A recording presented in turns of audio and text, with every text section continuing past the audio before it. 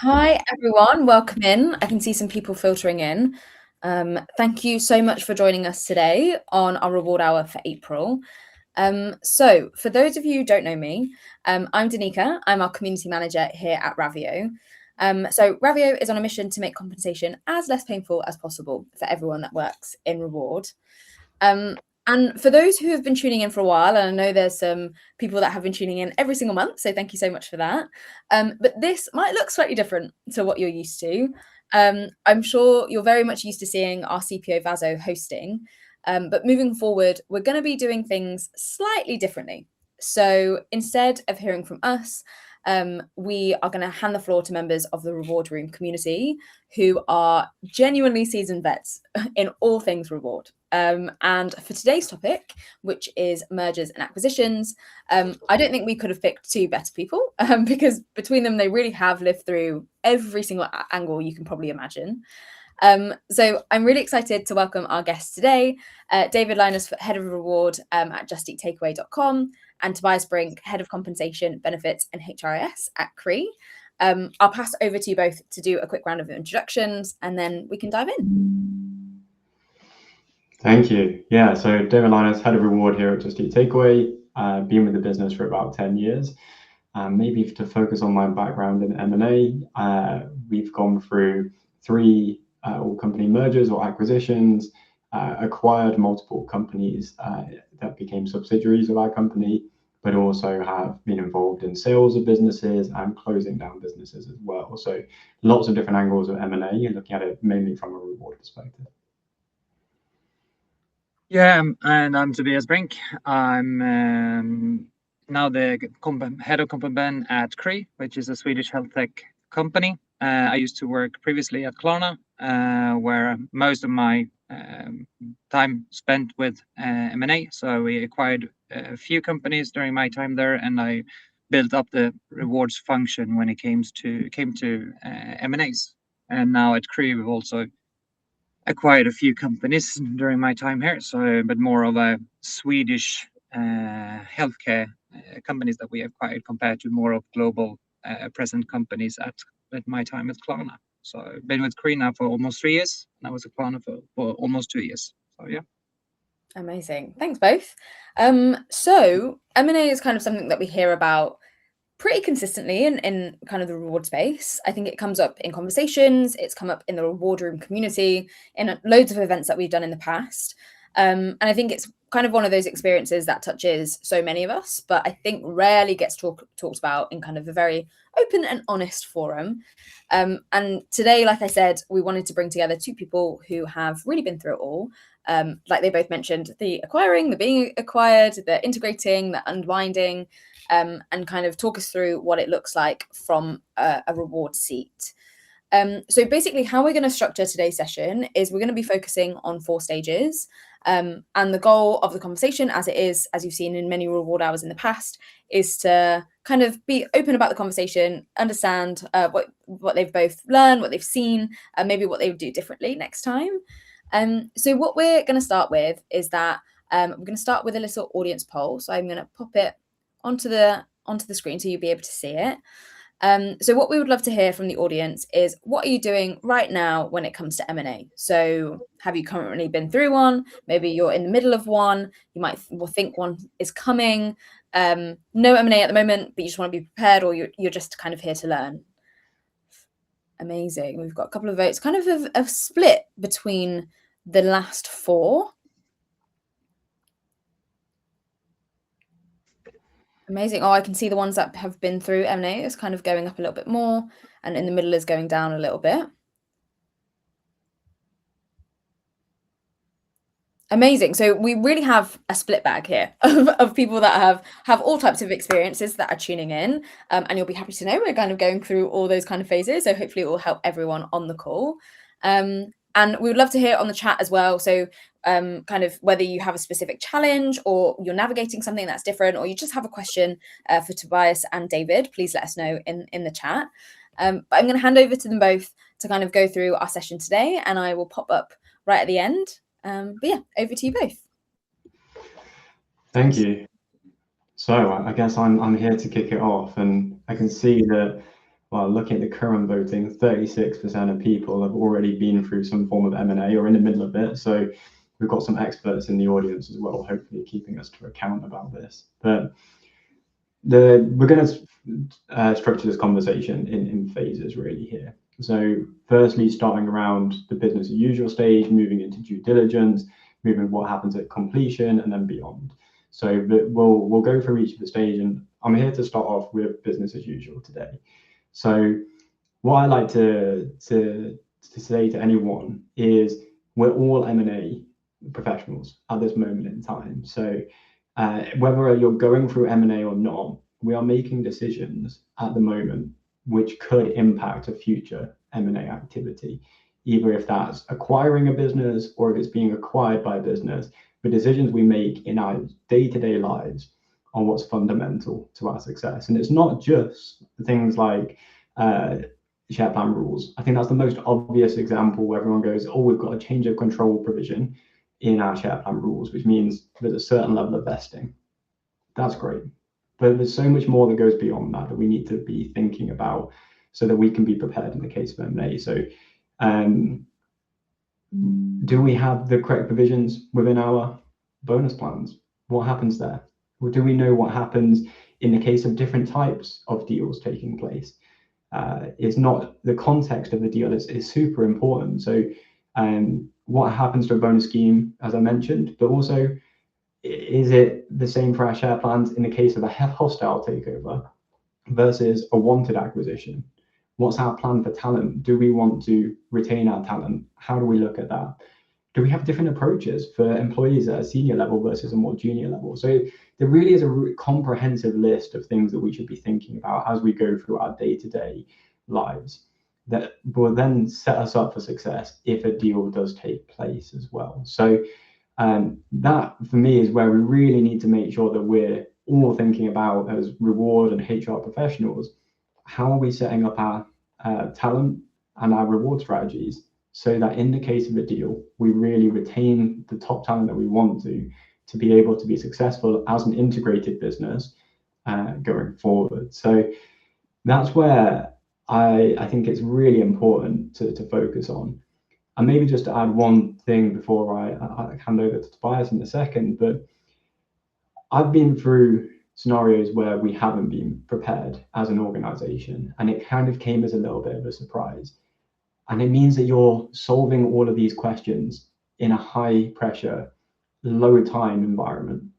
So what you have at the moment, if you are one of the 64% of people who aren't currently going through an M&A, you've got the time to make good decisions and make sure you're prepared across all of your reward mechanisms and making sure that you've got the talent strategy in place as well. But that's a bit of me talking about why and what happens if you're not prepared and what you should be thinking about. But Tobias, you've got some experience of being prepared in these scenarios. So what does that look like for you?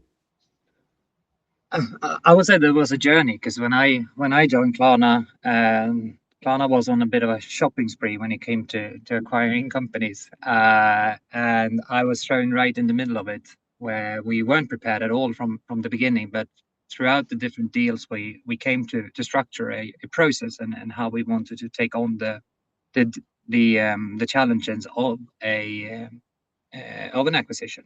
So at that point in time, we only acquired companies. So being acquired is not really what I've done within this in this field, but I have fairly good background when it comes to acquiring companies and the challenges. So as I mentioned in my intro as well, is that we acquired companies both in the Nordic market. We did it also in the European market, but also in a global market, which all comes with different challenges. So I would say that it was a journey when when I started to with the first acquisitions to the ones that we did in the end, and the lessons learned from the beginning, and then what we learned and used in the latest acquisitions that we did, is that there's I wouldn't say there's any deal which is a walk in the park, even though you've done several. There's always challenges and always things that comes up which you didn't really expect. But what we did have after a few deals and the learnings we did from the first ones is that you have a way of handling those things that comes up, even though it's challenging and it's usually also time critical. But you get a process, you get a way of thinking, and how to deal with these things that comes up. So I would say that that's what the difference is from being prepared. Going in prepared is that you can meet all the different types of challenges that comes at you during a deal in a much better and more structured way. So you have a better way of handling those corner cases or whatever that comes up. So, but you will never be 100% prepared for a deal. But you can be maybe 90% prepared for a deal, and then the rest of the 10% you take on the go. So yeah, I guess that's the difference from being unprepared to being prepared. That you are much more, you do handle the deals much better, and the entire process is of course easier to handle, and people get more happy. Employees that you in the company that you acquire are more comfortable.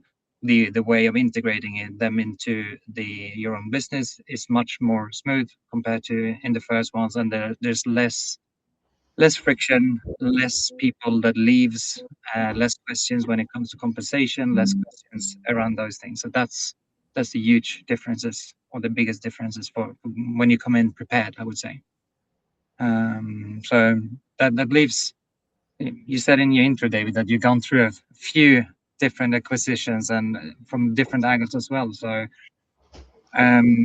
what's your take on that? What did you wish that you had in place before the first one landed in your lap? Yeah, I think to take the other perspective. So I think as an organization, it's so critical to be prepared. But no matter what, if you haven't gone through M&A as an individual, you a professional, you are not yet prepared. You can think ahead, but you haven't been through the experience, so you don't know what you don't know. And that was very much for me what happened in my first M&A, and it was 4 years, maybe 5 years into my career, full stop. And I was having phone calls on a Saturday night with our general counsel about how many shares would vest, because that would then influence the acquisition price. And there was so much complexity that was going on, and there were so many experts in the room. You've got general counsels, you've got your M&A professionals from finance, you've got lawyers all over the shop. And what I think I forgot was that I'm also an expert. Like, the reason I'm in that conversation is because I'm an expert about reward, and I'm an expert about how that impacts people and what we need to think about from that people perspective. So in a lot of the communications and a lot of the moments that matter to employees, I maybe overly relied on those other experts. And so we ended up with quite legalistic language in how we communicated to people, which doesn't give people comfort. It's not a warm hug that they're receiving, it's a cold message. And it's also not the most understandable for them as well. So that's definitely something that I improved as I've gone through multiple different deals, is really boiling it down to the simplest possible terms for people, making sure that they understand it, and taking them on the journey with us on what it means for them financially, but into other areas as well. So that's definitely been an area for me. I also think the second thing is, I don't think it's possible to be too prepared going into a deal scenario. It's just important to make sure that preparedness doesn't create rigidity within your approach. So remaining flexible and being able to roll with the changing context, because as I mentioned a little bit earlier, and I think you mentioned as well, the context of the deal is so important. If it's a merger that's going to really kind of help accelerate the company and it's going to be bigger than the sum of its parts, or an acquisition that does the same, that's an amazing thing, versus a hostile takeover where you might have a completely different strategy about how you want to protect your people within that, and what happens in the case of redundancy or other scenarios. So yeah, a lot of learnings over my time in these different areas.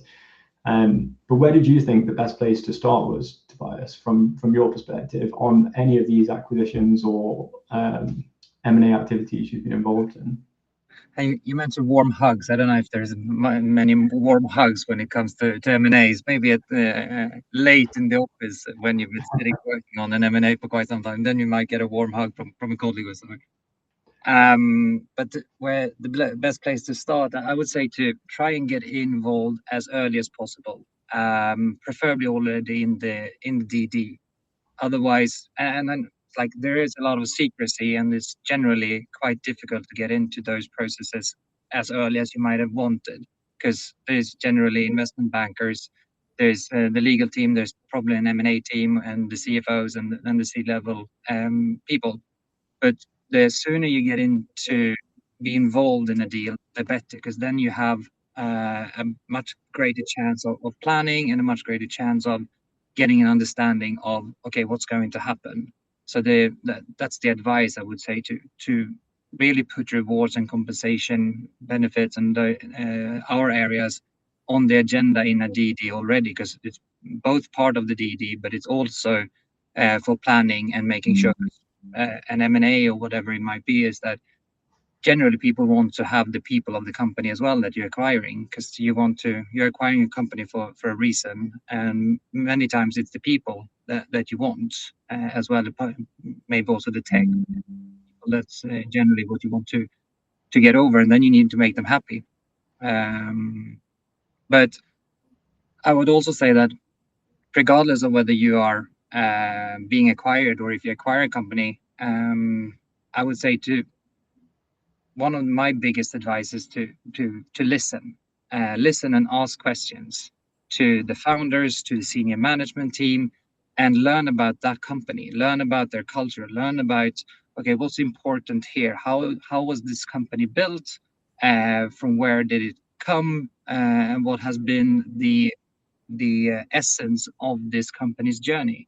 Because by learning that, you also get an understanding of the company and more of the soft values, which I think is one of the key things when it comes to acquisitions. Because there are these small nitty-gritty details that you really need to be comfortable with and knowing about when bringing over maybe a few hundred employees, maybe 10 employees. But if you sit down and listen with the founders, the management team, or whatever it might be that are the core of the company, that is, then you have a really good way of starting the work with an M&A. So having said that, there are pain points when doing acquisitions. And I think I think it comes a little bit in the same area as I was into just a second ago, when it comes to underestimating what's important to the employees. Because if the employees if it's not a hostile takeover or a hostile acquisition as you've been into, David, that okay, we just want the tech and we're going to terminate the rest of the employees. Very rarely that happens, but it does, of course. But if there's like the deals that I've been involved in, that we're bringing on all the employees from the company that we acquired, it's very easy to just get stuck in P&Ls, in spreadsheets, in forecasts. That this is how we're going to be successful, and then you forget about the small things with the people who are actually behind the P&Ls, behind the spreadsheets, who's doing the actual work. I think that's one thing in a fast-growing company that is easy to miss, and I think that was done in Klarna in the earlier deals. That okay, we forgot a little bit. We saw that the product was amazing, the forecast with everything was amazing, and it's a great fit for a company that to be acquired. But then we forgot about more of these values, and we had a lot of turnover, because we didn't treat them fantastically every time, and a little bit forgotten. And then those deals might not have been the best. So I think that those are the ones which you can't really forget about. No, definitely. I think there's that understanding of the people in the organization that either you're kind of merging with or you're acquiring is so critical. And I think we've had a question here about how the culture is integrated, and I think maybe this is where we can talk about the due diligence process and how we get to know each other during that merger process. So, well, how have you approached that, and what the reward team responsible from your perspective during that deal? Sorry, I got lost in the questions in the chat. Can you repeat that? No worries. I was just asking, so from a deal perspective, as we go into that due diligence process, you've had a lot of experience of doing that due diligence. So what are the reward team responsible for? So being responsible for in those processes, I would say that most of the most critical parts when it comes to uncover the data, to see, okay, how to compare different benefits, we have different job structures, we have different compensation philosophies, we have work visas, we have people on different types of contracts. Do we have remote contracts? Where are the people located throughout the world? Do we have those types of risks? So I think the list is extremely long when it comes to what kind of areas that we as a reward team are responsible of checking in both the DD but also during the integration phase. So I've like one of the first times I did this was like I felt kind of overwhelmed. Like when I started to get down the list, okay, these are the things we need to look at. I was like, oh, it's quite a lot that I need to check. So, but I think that's the reason to trying to get involved as early as possible, because this list is fairly long. So the earlier you get in, the more time you will have to check these things. So, but if you don't have much time, which is generally the case, I would say that the first thing I look at is what risks do we as a company face by acquiring this company. You don't want to inherit compliance risk, for example. You don't want to inherit that there's been a bad relationship with unions, that you have been in legal cases or anything like that. So those are the first things to really check. Like, okay, what kind of risks are we facing? Are there any people in areas where they don't have work visas? Are there any other types of compliance risks that you see?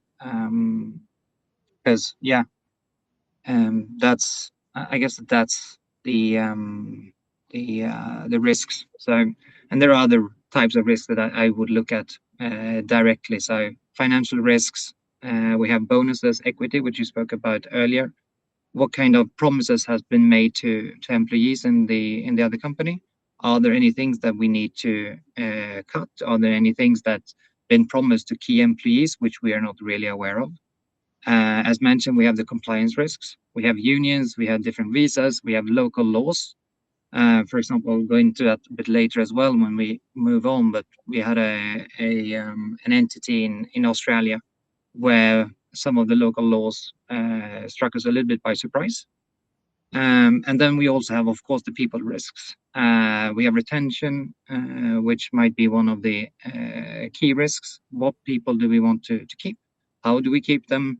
And also, as I mentioned before, do we have many promises that just unravels at the end of a deal? It's like, okay, but I was promised this. That's the worst thing when you stand next to someone who's like, oh, but I was promised that this would happen to me, and it's like, I've never heard about that. Difficult one, but yeah. Definitely, and one of the people asked in the chat, like, how do you get into these conversations early? And I think this is the area that you really want to get into the conversation early. So this is going to be the critical time pressured part, to get into an agreeing to a deal taking place. And for me, it's always being close to our general counsel, our company secretary team, and staying close to our finance teams, because they're the ones who are going to be there. And if you're a trusted advisor, if you're a trusted support to them in the C-level within your organization, they're going to bring you in early. So if you have that good relationship and a dynamic with your senior leadership, your legal and your finance teams, you're set up for success. what will always happen is we are a secondary part of the deal landscape. Primary is the financial, like can we reach a deal on the financial terms and the legal terms of an acquisition. Secondary is then all of the pillars that needs that, and it might be technology, it might be people, but for us to be brought in as early as possible, we need that good relationship. But due diligence is this time pressure, it's this pressure cooker that we go into. And I think one of the key things during that is the equity piece that you mentioned as well. So making sure that we understand how retention across our equity schemes and potentially impacting the deal price, but how retention works. Do the employees from the business you're acquiring, do they get all that equity? Well, if that happens, well, what's to stop them leaving straight after the deal?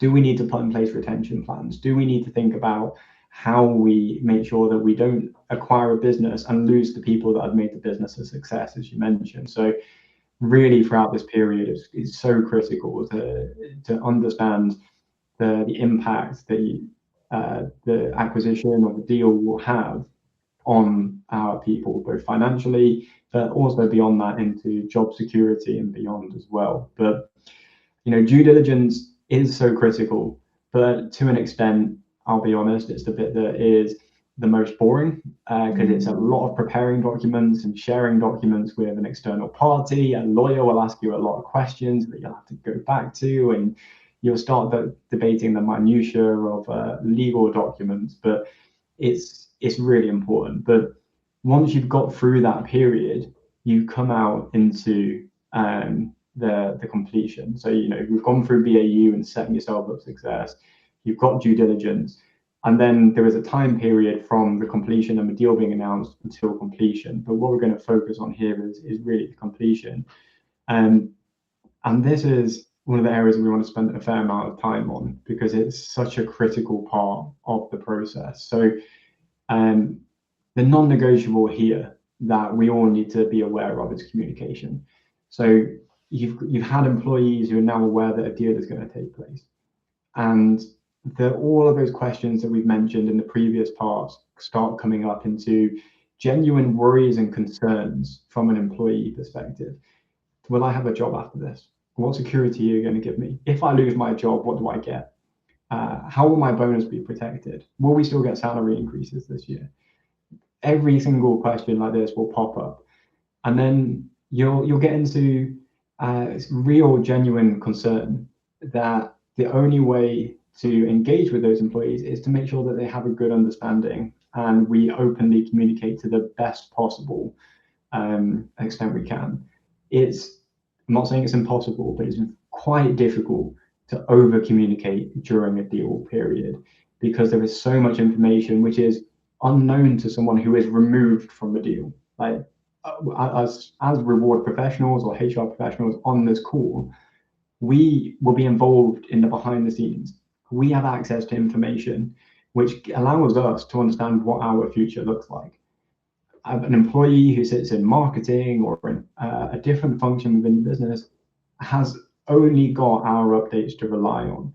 So making sure they have that clear update and consistently message, even if there's no update, it's okay to say that, but just to make sure that people know that they will be updated if anything changes is so critical.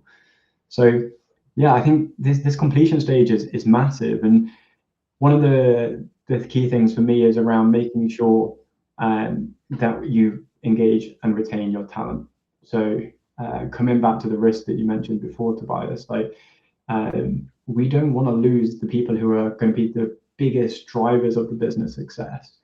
So understanding who the key talent are in an acquired business, making sure they remain engaged, financially secure, and have job security as well is really critical during this period. Because those people are the ones that drive business success.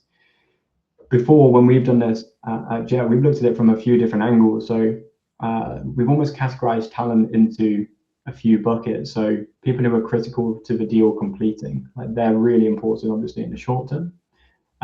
People who are critical to the business being successful. But beyond that, there are a group of people in potentially every company who could be critical to the reputation of that business. If they left, it would have a significant reputational impact. So how do we also make sure that we would take. That could be a founder, it could be a founder CEO, it could be a thought leader within a specific industry. And having them in your business really boosts your reputation. So people we want to look after as well. There's not a one-size-fits-all approach to how you do that. It depends on your current circumstances, what happens during the acquisition, and beyond. But really thinking through target groups like that and how we tailor approaches towards them is a great way to review your talent strategy and also that cultural integration as well. So yeah, every M&A comes with challenges. So from your perspective, Tobias, what does completion actually look like when you're integrating a global company with employees across many countries? Completion. Do you ever get completion in a deal throughout many countries? Yeah, I would say that how completion looks is that when you have done the utmost of your of the work that you have prepared for. You have been, as you said, trying to communicate as much as you can, being very transparent in all the communications that you do, being very transparent, saying that okay, this is how it looks in our company, and this is how it used to look in your company. This is how we're trying to bridge the fact that there are differences in compensation philosophy, where it is differences in benefit structure, bonus structures, etc. This is how we're trying to bridge that. And I think that when doing those things, it's crucial to have the buy-in from the key employees that you have in the acquired company. So trying to really form a relationship with maybe the founders or the senior leadership team at that company. So you also have there that they can support you in the work that you do. So when you have the different communication sessions that you do for like an all hands or something, that you also already have the buy-in from the key employees or the key people in the acquired company. That will make your life much easier, and that comes a little bit from what I was into before, to listen and to learn from the company that you're acquiring, that this is the company's story, and this is then you can learn from that when okay, this is how we are going to overcome the differences in the benefits or in the bonus schemes. It might be that okay, we had huge bonus schemes in the old company, but at this company we don't have bonus schemes at all, so we're going to remove them. How do we remove them? Yeah, we remove them by adding salary, we're adding benefits or whatever it might be in order to overcome that. And if I just stand and say that from the new company, it's difficult to really get the buy-in from the employees. But if I do have the founder next to me saying that, well, they've really been transparent in how they're doing this, it's actually something that is beneficial for you as an employee. So you do have that certainty from the people that the other employees are listening to. I think that is crucial. And that's the way of completing a deal, saying that okay, this is how it looks, and this is something we believe in. In my case, then Klarna has really done what they can in order to bridge the gap that they might have. You have Klarna has had different benefits than we have, but they have some which is better, some which is not the same as we had, but they have bridged the gap in there. And when having that, I think you build the trust from the employees, and everything makes it a bit easier.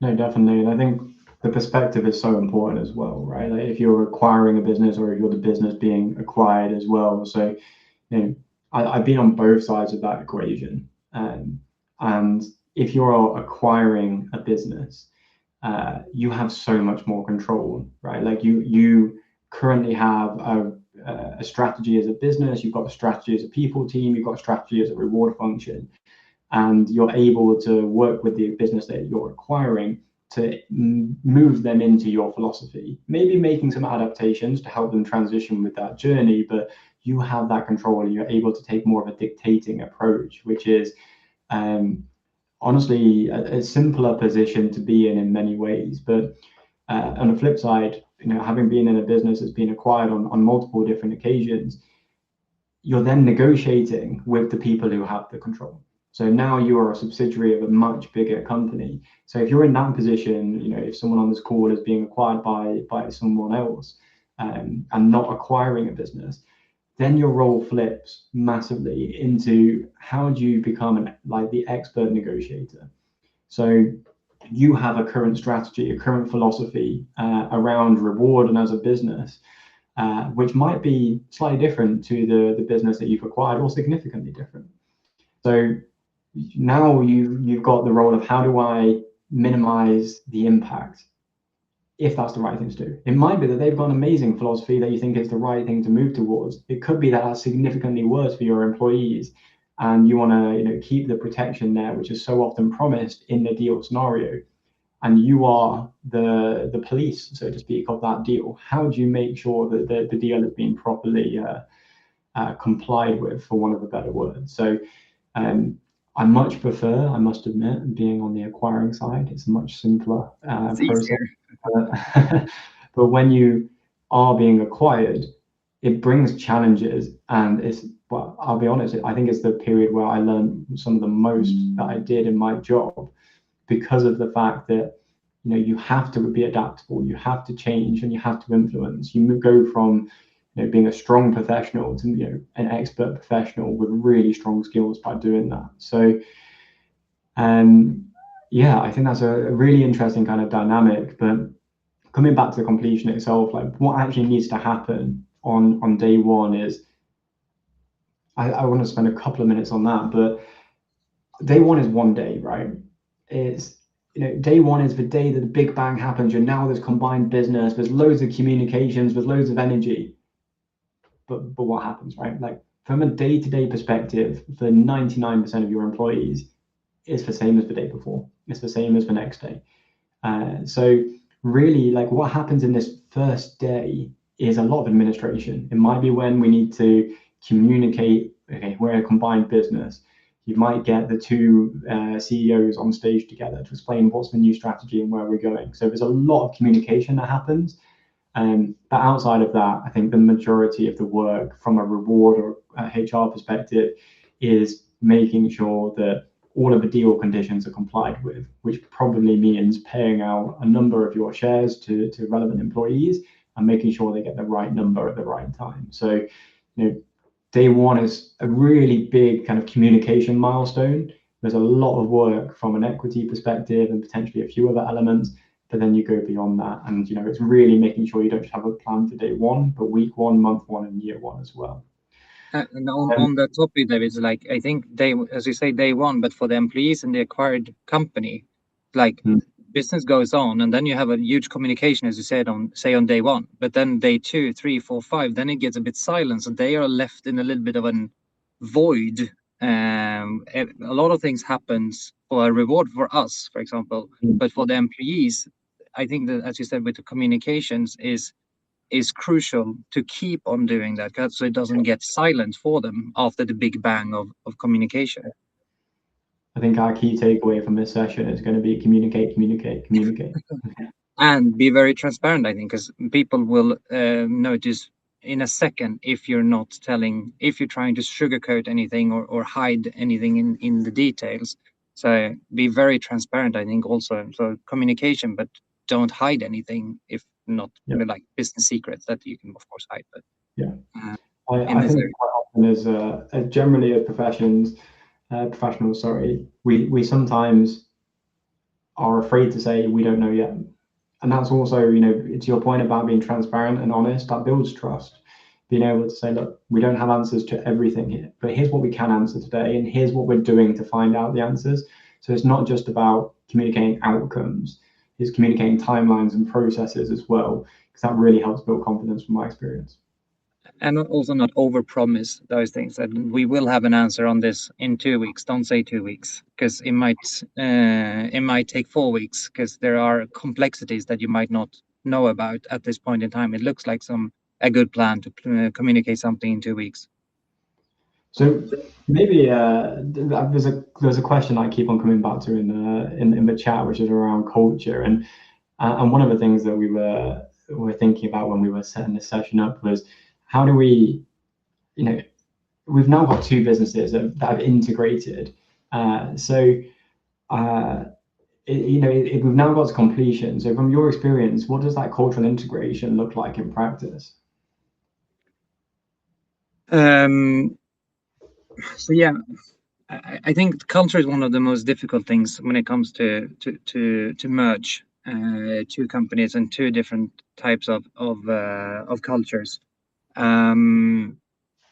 I think it's crucial in the planning to have a section around, okay, how do we treat culture? How do we work with that? How do we get, as I said, I've mainly been working with acquiring companies.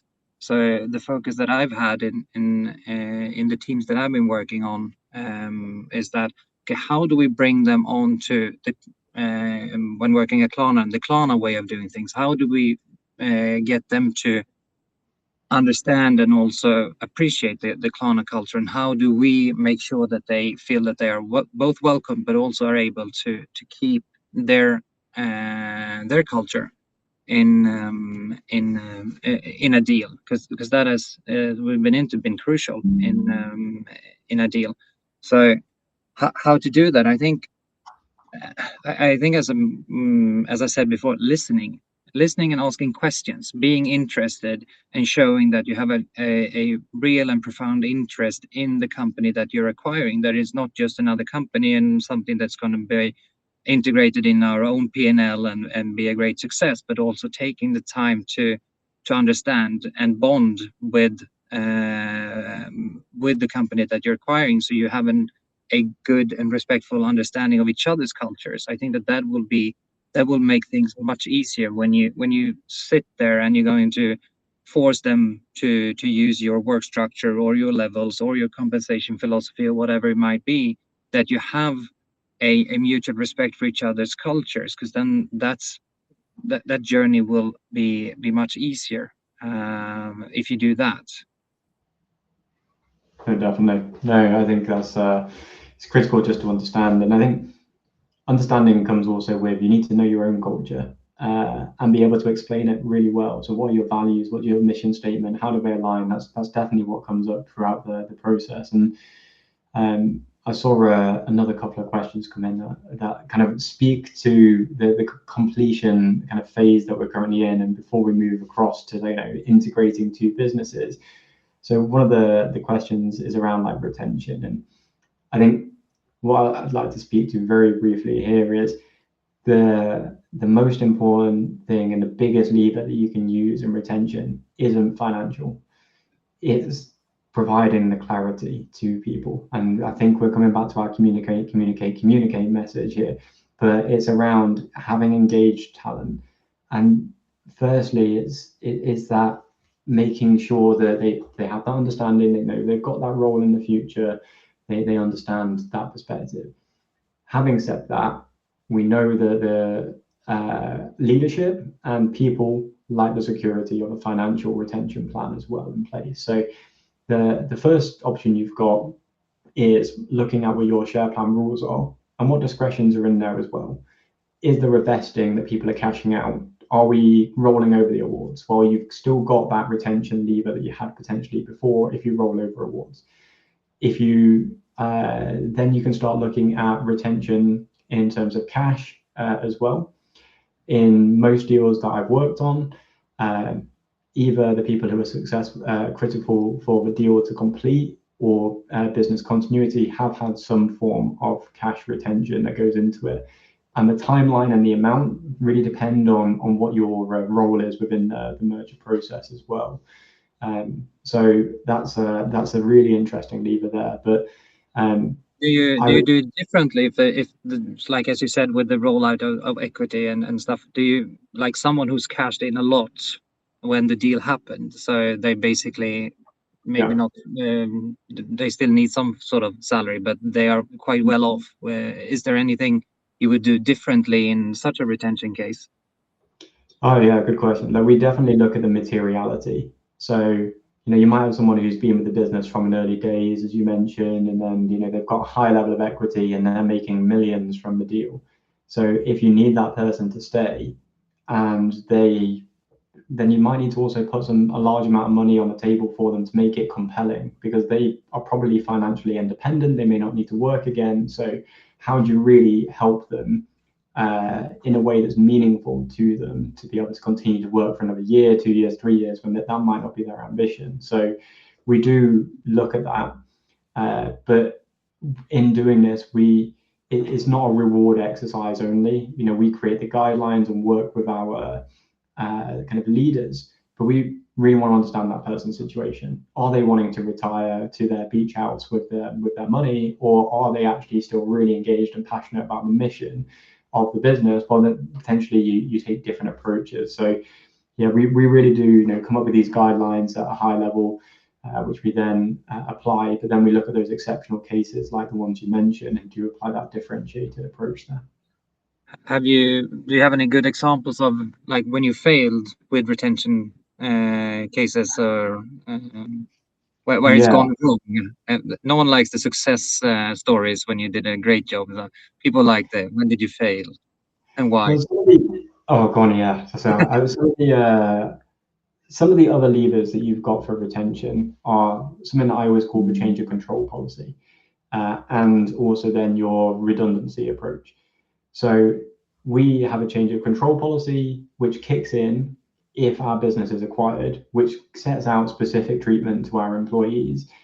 And when Just Eat and Takeaway.com merged together back in 2020, the Just Eat change of control policy was activated because we were the one that got, from a legal structure perspective, came out underneath. So technically our business was acquired, so our policy kicked in. And that policy promised 2 months' pay per year if someone was made redundant. And so we had an amazing amount of incredible, talented leaders and senior people within the organization, where we had one of them for Just Eat and one of them for Takeaway, and we only had one role in the organization. And all of the Just Eat leaders went, you know what, I'll take the 2 months' pay for every year that I've worked. And we lost a significant amount of talent because of that. And it's not to say that the talent that we then got from Takeaway wasn't the right talent, but we had less talent competition, and we could have potentially had better people in our leadership positions because we offered too generous terms. So this is also why I kind of mention, as we've gone through this conversation, about it's really important to think about the reward element and how it links to your talent strategy, because the talent is what's going to drive the business forward, and it's possible for us to make decisions which make people leave the organization as well, which is the unintended consequence. Yeah, no, I can only echo that, and it's like you do have the financial aspect of retention cases, but you also have, as you say, that the talent strategy, and where do we put, if you acquire a company and you integrate them, where do you put the employees? Where can we find room for them so they feel that they can continue to grow, continue to have an impact on the actual business? Because in many cases, we acquired smaller companies into much larger companies, and how do you make them feel that they are still part of something and still that they can have an impact on the structure of the company, and they might have had a lot of influence in everything, but that might change when they come to a bigger company. So how do you keep that smaller company feeling into a big company, which also important to for the retention? Completely. And so if we've got this all right, we've got all of this retention in place, we've got all of our talent locked in for the future, how have you approached bringing two companies together, really focusing on the integration? There's two different cultures, there's two different pay structures. How do you bring that in together into something really cohesive? And how did you approach that at Klarna? As said before, I integrated a lot of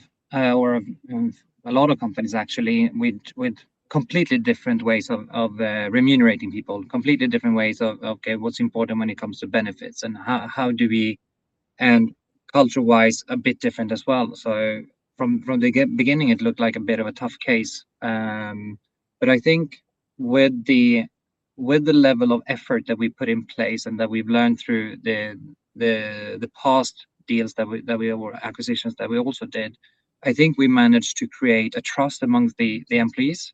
So when we presented that this is what we think is something which is fair compared to what you used to have, this is something we have converted into our way of seeing compensation, in our way of like around benefits, that this is something that you both could benefit from. It's not, you won't go down in terms of like you have a reduced benefits package, you will probably have an enhanced benefits package. So we really focused on, okay, these are the things that really where Klarna stood out when it came to benefits.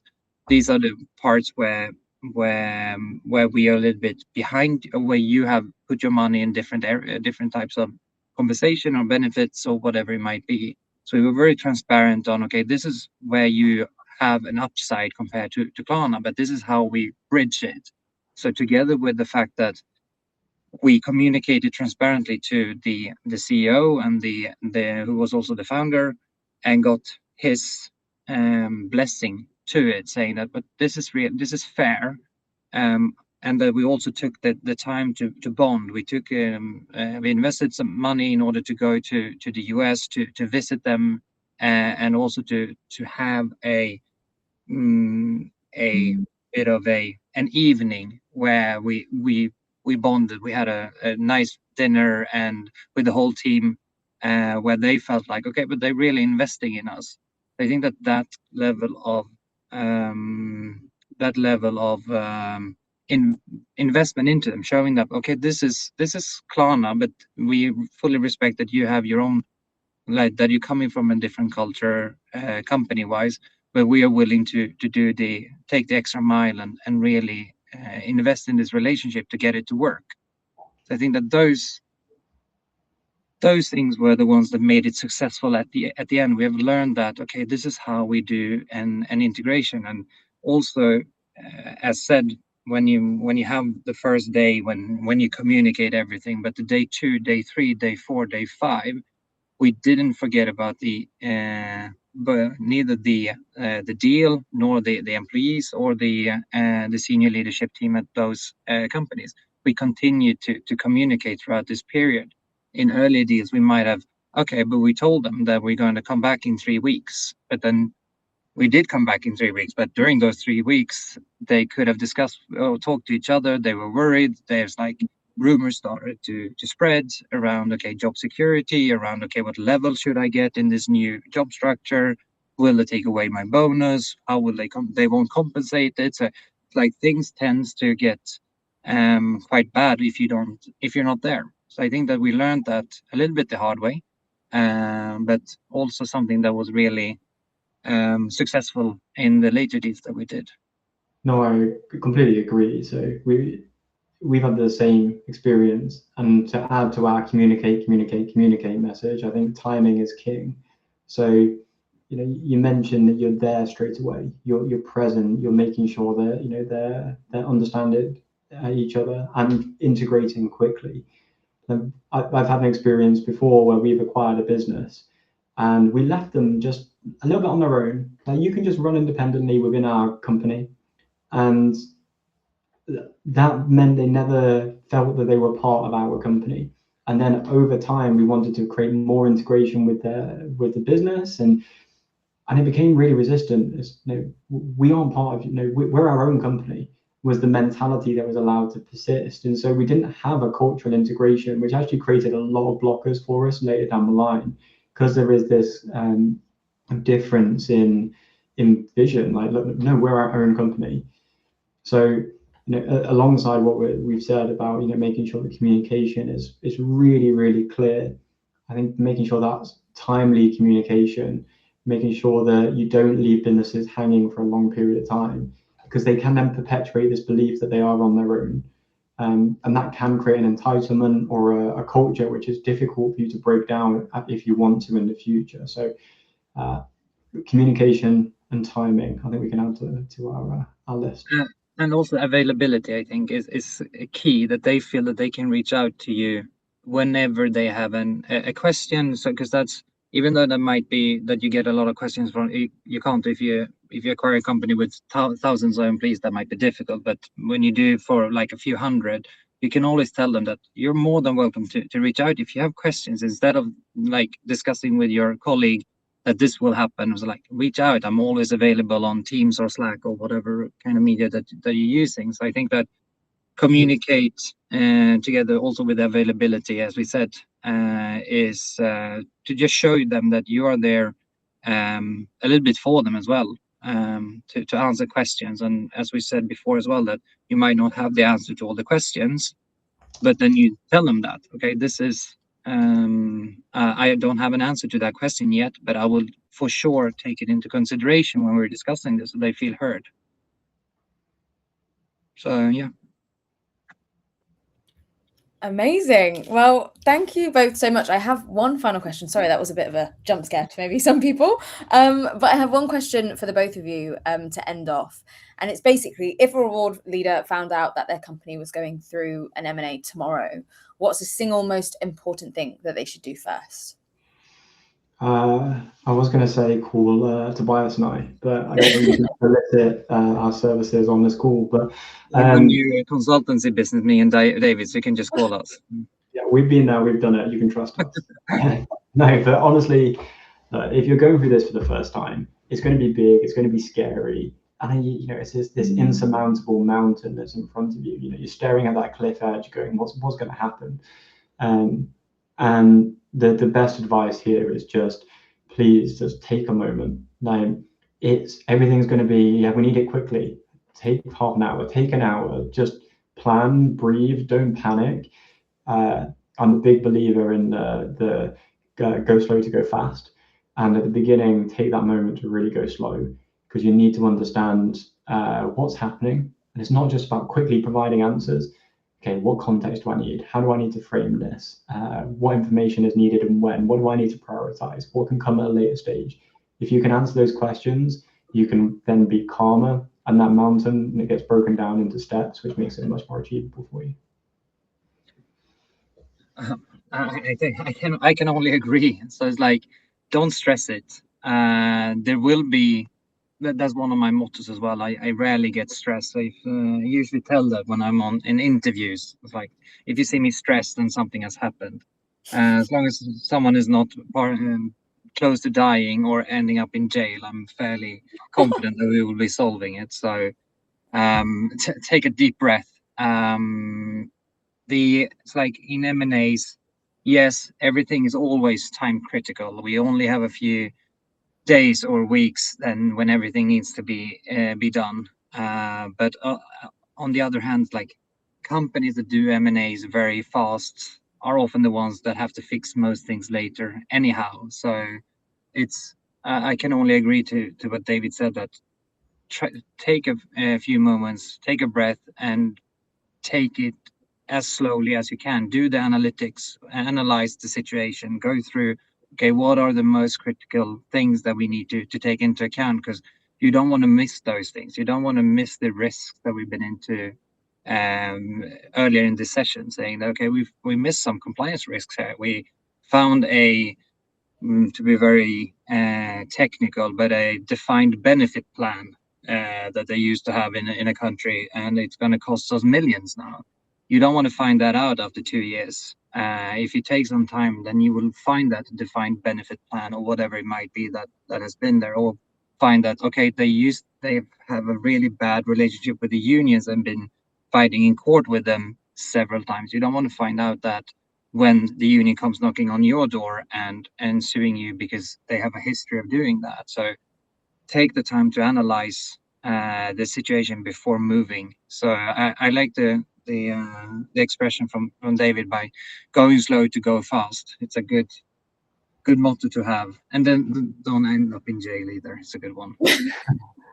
Yeah, it's a good tagline. No, that's one. We can leave it with communicate, transparency, timeliness, and don't end up in jail. Exactly. That's a great way to end it off. Well, that was perfect timing, both of you. So thank you so much for such a honest and generous and open conversation. Like Tobias said, I think it was amazing of you guys to share the good and the bad as well. I think we can learn so much from it. Thank you to all of the audience that have stayed and tuned in as well. If you would like to have more of these conversations, please come and join our reward room community. We would love to have you there. We'll be sending over today's recording, our key write-up, our next session for next month, which will be all about handling relocation. So keep an eye out in your inbox. That will be coming tomorrow. But yeah, wishing everyone a very great day, and thank you so much, and we'll see you at the next one. Thank you all for joining. Thank you. Thanks.